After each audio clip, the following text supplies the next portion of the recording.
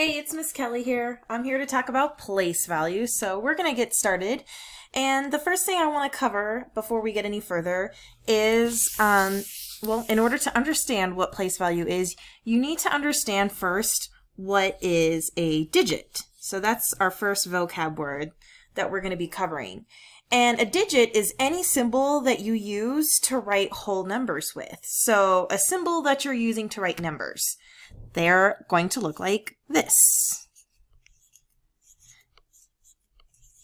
And I'm pretty sure these are looking familiar. Those are all my symbols that I have. It's my numbers 0 through 9, and I did not include 10 because writing the number 10 would involve using two digits, your 0 and your 1. So any number that I want to write, I can write it as long as I use any of my digits or symbols that you see on the screen right now. So I'm going to use these digits and I'm going to organize it through what's called place value. So what I'm going to do is I'm going to draw a line over here. And in reading, we always move from left to right. But when we're going to be starting with numbers, we're going to start first on the right side. And every time we keep going, we're going to move to the left and create a new spot. So this first spot is called the ones. And you're probably very familiar with it. Shouldn't be new to you. But when I keep going, I'm going to create a new spot, and this is going to be the 10 spot. In order to move from the ones to the tens, I need to have 10 of whatever's being represented in order to bundle up and make a new spot. So for example, if I had this cube right here, this would represent 1.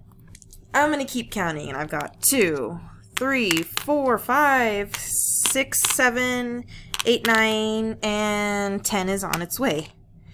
Well, if I were to be counting by ones, after a while, I might get a lot of little cubes. I don't want to lose them. I want to keep track of them, and I want to be organized. So what I'm going to do is I'm going to trade out these 10 ones. I'm not going to lose the amount that I have. I'm just going to trade for 1 10 stick, which looks like this. I like to call them French fries because I love food. So you can see that this French fry stick is divided up into what looks like 10 little cubes. They're all attached now. They're all in a group, so we can't lose them. If I were to take 10 of these French fry sticks, 1, 2, 3, 4, 5, 6, 7, 8, 9, 10, whew, I could do the exact same thing that I just did with my 10 ones. I've got 10. So what I could do is switch that out, and I get bumped up to the next level. Think of it like a game. 10 of these are going to be traded for 1 flat. Or, like I said, I like food, so a cheese slice.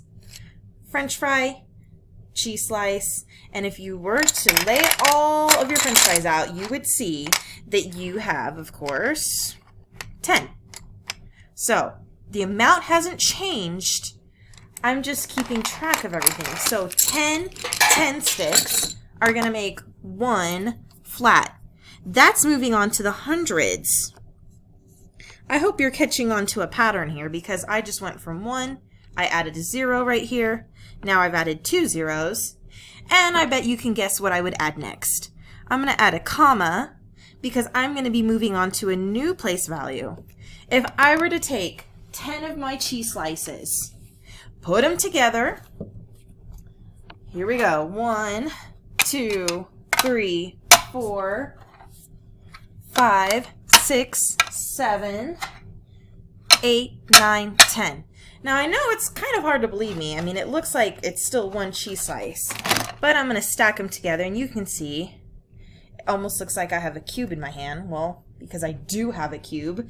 It's not connected, but these 10 cheese slices put together, or hundreds, when I lay them together, I'm going to end up with the next best thing, my actual cube. And this cube represents the thousands place value. Just a fun fact before I wrap up, 1,000 baby cubes make up this big cube, and it is the thousands place. Going backwards down to my hundreds, guess what? I'm going to need 100 of these little cubes to make my cheese slice. Moving down to my French fry, I'm going to need 10 of these to make my French fry. Ones, tens, hundreds, thousands. Catch you later.